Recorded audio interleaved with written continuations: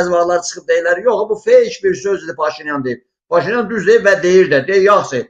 İndi bizim içimizdə olan bəziləri, Rus qafalılar, Rus şəlləlilər və demək ki, nə deyirsə, sünni şiəçilikə bulanmışlar, başlayırlar İran deyənlər, Paşinyan düz deyir. Deyir, orada 90 milyon Türkiyədə, burada 10 milyon, aşağıda da milyon. Bu 150 milyonu bizlər görürük. Düşman görür, düşman bilir, gedişat da görür, dünya da bilir. Burada 150 milyon hələ burada Türk var və Türk dünyasına getdikcə. Bunu hamı bilir. Paşinyan da bunu ağlı edir və Ermənistanda da biri dahilibdir. Rusun qorxusu buradadır və qarşısını da ala bilməyəcək. Yəni, vaxtıyla ki, Qırğızistanı dövlət tanımayan Rusiya indi bilir nədir və keçibdir. Putinin də, demək ki, Putinin də axırı gəlir Rusiyanın içindən. Bura Rusiyadır, bura şaka deyir və bu günləri son seçkilərdə də yadınızdadırsa, Ermənistanda bundan pis oyunlar saldılar. Ay Köçəryanı apardı, 3 saat oturdu, orada demək ki, Kremlində oturdu. Elə hər nə qədər dünyada terörist var, biza çağırır orada, bu Putin. O Nəzatdan tutmuş, o Qasım Süleymanıdan tutmuş, ondan sonra bu Hamasdan onunla bəzi adamları çağırdı, apardı, onları da elə axırda çıxartdırdı. Ona görə də Paşinyan da görür, Paşinyan demək ki, o klandan gəlməyibdir.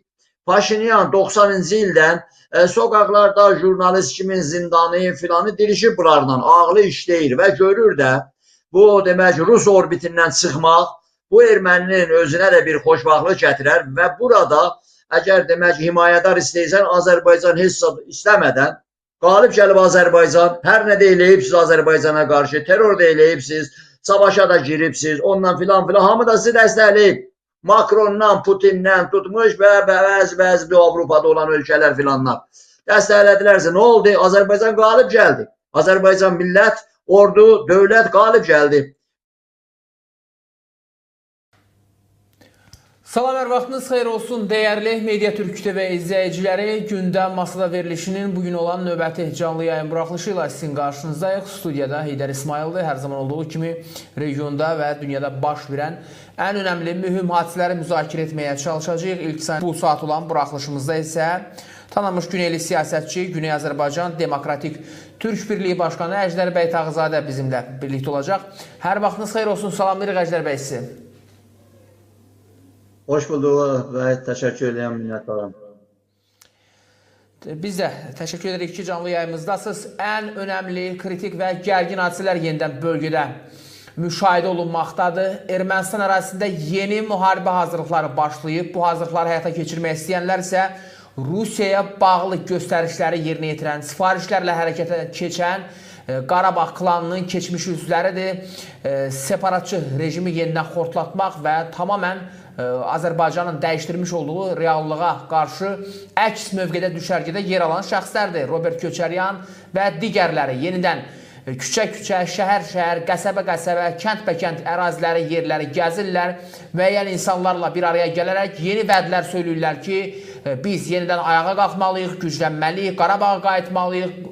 Güya Qarabağ işğal altındadır, Qarabağı biz işğaldan azad edəcəyik. Hətta erməni uşaqları əllərində, belə deyək, gəzdirərək, qucaqlarına alaraq Robert Köçəryan və tərəfdarları müxtəlif onların yenə də uşaqların beyinlərini zəhərləyərək şüarlar səsləndirirlər ki, deyin ki, Qarabağ bizimdir və s. axmaq fikirlər təqdim olunur, bunu sosial şəbəkələrdə yayırlar. Bu da boşda deyil, əbəs yerə deyil. Bunun arxasında Rusiya dayanır, Rusiyanın bölgəyə yaymaq istədiyi və düşüncəsində olduğu yeni istəklər, yeni təhlükəli oyunlar gündəmdədir. Əbəs yerə deyil ki, bir neçə gün bundan əvvəl də Rusiyanın birinci kanalında Qarabağ Azərbaycanın ərazisi olaraq da deyil, ayrıca bir parça, bölünmüş bir region olaraq təqdim olunurdu. Bu Rusiyanın birinci kanalında ortaya çıxarılan kadrlar idi və bunun ardınca Paşinyan əleyhinə bu şüarların səsləndirilməsi, Ermənistan daxilindəki siyasi gərginlik, seçki öncəsi vəziyyətin bu dərəcədə artması Rusiyanın bölgədə etmək istədikləri sizcə konkret olaraq yarana biləcək bir çox məqamlara, Ermənistanda yenidən müharibə hazırlıqlarının baş qaldırmasına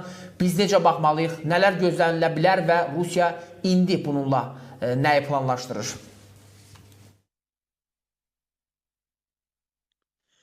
Demək ki, bu Rusiyanın bu planları ki var idi, ay bu tam qələbə çalacaq, işğal edəcək, Ukraynanı qurtaracaq. Sonra bu planları başlayacaq Qafqazlara doğru və Türkistana doğru, yəni Orta Asiya, Türkistana doğru bu hərəkətlərini demək ki, davam etdirəcək. Amma məsələ budur ki, burada demək bu işlər olmadı. Yəni Ukraynada göründü ki, buynuzı ilə palçığa keçibdi.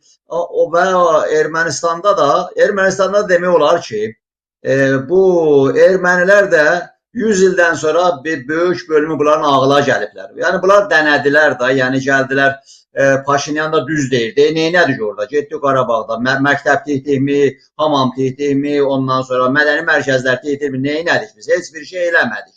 Ona görə də biz orada nə istəyirik? Yəni bizim torpaqda. Yəni biri də terrorçuda köçəryan olmaqla və işğalçıların, yəni Rusların əli ilə yenidən demək ki, Qafqazların demək güneyində bir fırtınalar o yola salacaqlar. Yəni Qafqazların külli qapıdan Rusiya çıxmalıdır. Bu formada emperyalizmin dövrü qutarıb, çoxdandır bu emperyalist siyasətin dövrü qutarıbdır və Rusiya da hər zaman çalışır ki, orada burada fitnə yaratmaqla oyunlarını demək ki, həyata keçirsin. Yəni Putinin ki, bu günləri həm Rusiyanın özündə, daxildə min cürə çətinliklərlə və ekonomi çətinliklərlə Donbası istəyirdin, geç götür. Geç götür də, açıqda meydanın da açıqdır və 2 ilə yaxın oldu. Trump da bir türlü sənə yaşıl çıraq göstərmişdi. Geç götür, sən o qədər də tamahını artıq elədin, indi gördün ki, olmayacaq. Ukraynada və Baltikani ölkələr, Ukrayna, Qafqazdakılar. Yəni burada biraz Canada, Gürcüstandakılar özlərinə biraz özlərinə bir təpərsələr, özləri dəbərələr. Yəni burada 100 ildən sonra Qafqazlılar yaxşı görürdülər başda Azərbaycanlılar olmaqla. Qafqaz birliyi. Demək ki, bunlar getdilər. Hətta demək ki, adı sana yaşamış bizim demək ki, Cahar Dodayev çalışırdı ki, burada bu Qafqaz birliyini, o ki Azərbaycana gəldi, ermənilərlə danışırdı, gürcülərlə. Ruslar öldürdülər Cahar Dodayev'i də birinci bu məsələyə görə idi, vurdular ki, bunlar birləşirlər və Qafqazları bu murdarlıqdan təmizləyirlər. Amma indi görünür ki, istər ki, Azərbaycan başda olmaqla və Ermənistan Paşinyan təhdəyir ki, Paşinyan da siz də söylədiniz, gedir kətlərə. Paşinyan çıxıb deyir ki, yalancı demək ki, ortaya atıblar qondarma soyqırım. Bunlar demək ki, Rusun işi idi, bu KGB-in işi idi, bu soğuq dönəmin işi idi filan idi. Avropalılar da biraz o oyuna gəlmişdilər. Oyun salırdılar ki filan, Türkiyə və Türkə qarşı yəni o zatları salır. Olmadı, geçmədi Avropada da, Amerikada da geçmədi. Los Angeles'də belə iş görülür, soyqırım tanıyırıq, qondarma soyqırım, olmadı. Ona görə də bu günləri Paşinyan da bunlara yeyilməyəcək. Paşinyan demək ki, bunlardan çox millətin içindədir. Bu demək ki, əlində də yaxşı bunun demək ki, kozirləri var. Yəni, deyir ki, bax, bunlar bizi soxdular savaşa, apardılar, soxdular orada murdarlığa, getmişdi. İrəvan da gedərdi. Azərbaycanın qabağını kəsməsəydilər, Rus gəlib ora öncədən soxulmasaydı, noyabrın 10-undan qabaq ora soxulmasaydı, Azərbaycan ordusunun qarşısını almaq olmayacaqdı. İmkansızdır. Bunu prezident də dəfələrlə dedi. Və ay bu günləri ermənilər Qarabağa qayıdacaq, ay Rusun himayə eləmirdi. Rus vermişdi də, nəm S-300-lər, nəm filan vermişdi, işlədə bildi mi? Günahsız Gəncədə və bizim şəhərlərimizdə və Bakının ətrafına günahsız insanların üstünə demək ki, o füzələri attınız, qırdınız, oldu mu? Azərbaycanlar geliyor, oturdu mu? Yox, elə də deyil. Yenidən ay qaydacaq, nəm Qarabağa filana, bunlar hamısı absurd şeylərdir, olası bir şey deyil. Yəni bu dəfə də bu Azərbaycan Qarabağda qalib gəlməklə Rus ozadınız torunu cırıbdır. Azərbaycan birbaşa, yəni Paşinyanla Prezident İlham Əliyev Vaşinqtonda görüşləri və Vaşinqtonda demək ki, və bu müddət içində də hər yanda görüşlər, danışıqlar Azərbaycandan gedən orada nə deyirsiniz, qruplar, onların gəlməsi və onların parlamanın sədri, yəni danışıqların hamısı, bəzi vaxtlar çıxıb deyirlər, yox, bu feyk bir sözdür Paşinyan deyib. Paşinyan düz deyib və deyir də, yaxşı, indi bizim içimizdə olan bəziləri, Rus qafalılar, Rus şəlləlilər və demək ki, nə deyirsə, sünni şiəçilikə bulanmışlar, başlayırlar ay İran deyənlər, Paşinyan düz deyir. Deyir, orada 90 milyon Türkiyədə, burada 10 milyon, aşağıda da milyon. Bu 150 milyonu bizlər görürük. Düşman görür, düşman bilir, gedişat da görür, dünya da bilir. Burada 150 milyon hələ burada Türk var və Türk dünyasına getdikcə. Bunu hamı bilir. Paşinyan da bunu ağlı edir və Ermənistanda da biri dahilibdir.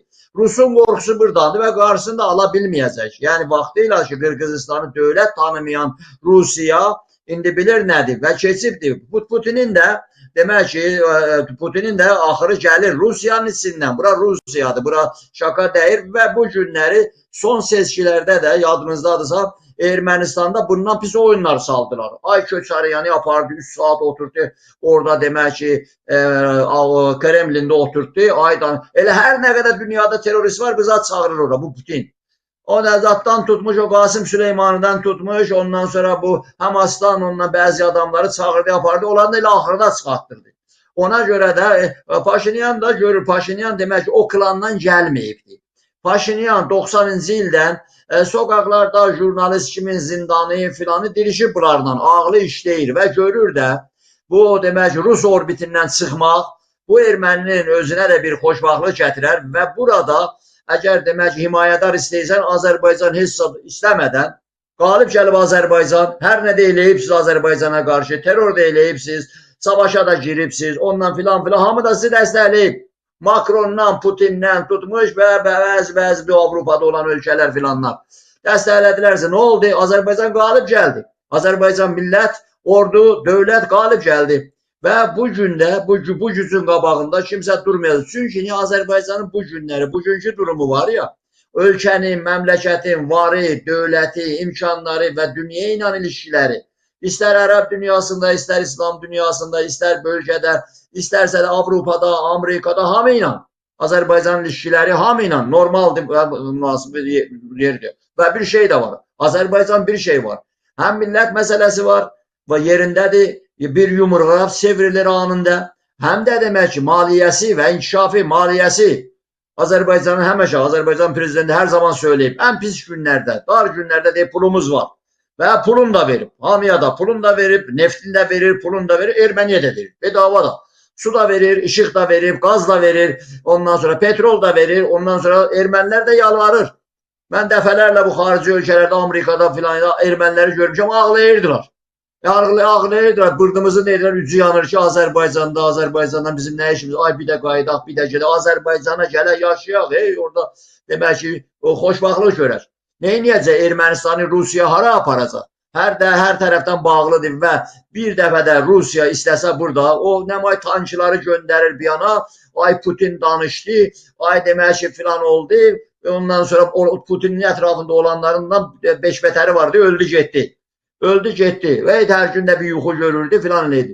Aynen bu günləri o xanım çıxdı Saxarova danışdı, ay bu günləri o filan kəs, bunlar hamısı boş-boş sözlərdir. Panik yaradırlar və bu iyunun 7-sində və demək ki, burada Avropalılar da bildi gəldi və son günlərdə özəlliklə bu Çin görüşündən sonra və görsənir ki, Trump da yavaş-yavaş başa düşür ki, nədir? Cənab Zelenskini dəstəkləməsi və Ukraynanın da bu formada getməsi, Avropalıların gəlib İrəvanda görüşləri və Azərbaycana demək ki, o adamların, başçıların görüşmələri, gəlib görüşmələri Azərbaycanda. Azərbaycana möhtacdırlar. Azərbaycan bu bölgədə aparıcı ölkə Azərbaycandır, qərar verici ölkə Azərbaycandır. Azərbaycan qalib gələndən sonra bu dəyişikliklər, hətta Gürcüstana münasibət, Ermənistana münasibət Avropanın dəyişildi. O Rusun burada demək ki, otoritəsi sınıb Azərbaycan sındırıbdır. İndi Azərbaycanla da düşmançılıqdan ki, əl çəkmirlər Ruslar. Hər gün bir dənə, o siz demişkən, Xarici İşlər Nazirliyi çıxır Rusiyada, bir dənə demək ki, qondarma xaritə qoyur. Nə demək ki, nə Qarabağ dövləti, nə filan, o Rusun oyuncağı idi. Durmuşdular bir dənə oyun satı eləmişlər o vaxt, Sovet dönəmində, Sovetin o nə deyilsə qudurğan vaxtında. Ay Qarabağı belə eləyər, Naxçıvanı belə eləyər, filan eləyər, unitar dövlətdir. Bu da yerindədir, əlbəttə. Azərbaycan demək ki, siyasətini sərgiləyəndə arxasında imkanı, gücü, dövləti, ordusu, silahı da yerindədir. Buna da söz yoxdur. Və bu günlər bu haykülər, bu qarnağlar seçki öncəsi, yəni Paşinyanın qələbəsi demək olar ki, bölgədə və Ermənistanda da və bizimlə də, Azərbaycanla da münasibətlərdə yeni bir dövr başlanacaq. Yəni bu bölgədə yeni bir era başlanacaq və bu da nədir ki, Paşinyan da düz deyibdi, bu yalan deməyibdi. Yəni burada Türkiyə erası var. Biz bunu dəfələrlə, elə bu telefonla da mən demişəm. Türkiyə erasıdır. Bunun qarşısını kimsə ala bilməyəcəklər. Türk dövlətlər birliyi, bizim demək ki, Rusiyada işğalda olan millət Azərbaycanın günləri Tehran rejimi Putin onlara güvənirdi. Aynən İraqçını çağırıb Rusiya danışdılar. Nə edəcək? Putin nə edəcək? İran adlanan yerdən nə edəcək? O da Çin idi. Çində də yox. Bizlik deyil bu iş. Deyirəm ki, Trump'la danışıqlarda deyir, nüvə silahı bu Tehran rejimi hələ bəlli deyil. Kim kimədir? İt yiyəsini tanımır.